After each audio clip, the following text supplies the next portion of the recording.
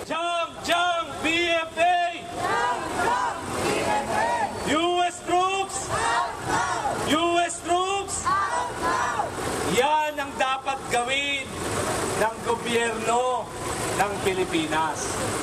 Pero patuloy na tinatahak ni Aquino ang kasaysayan ng pagiging tuta at tagapagtanggol ng dayuhang Amerikano dito sa ating bansa. Saan ka naman nakakita?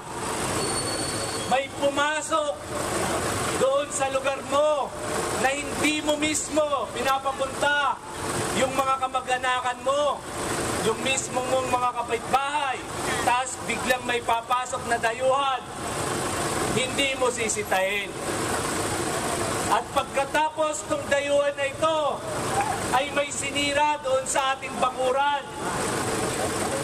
Hindi man lamang nagprotesta, hindi man lamang nagreklamo ang gobyerno ni Aquino. Ganito ang pagkatuta ng gobyernong ito sa kanyang among Amerikano. Kahit yung ating mga patrimonya katulad ng Tubata Reef na kinikilala hindi lamang dito sa bansang ito, kundi sa buong mundo, tinatawag na World Heritage Treasure, no, isang kayamanan ng buong mundo. Ganun-ganun na lamang sirain, ganun-ganun na lamang lapastanganin ng Estados Unidos.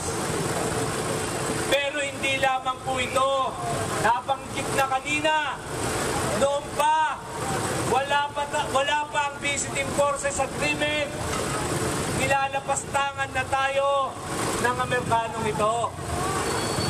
Tulad ng ginawa nila doon sa mga dating base militar, nilason nila, sinira nila ang kapaligiran.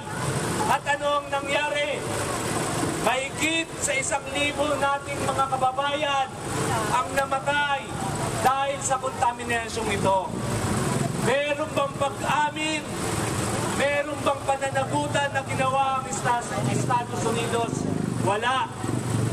Gayon din ang nangyayari ngayon sa paglapastangan nila sa Tubata Reef.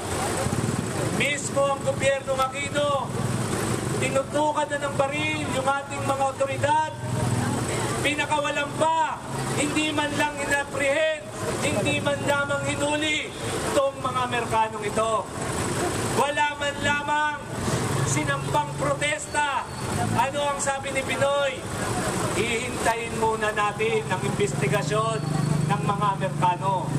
Investigasyon dino, investigasyon mismo ng mga kriminal, investigasyon mismo ng mga violators.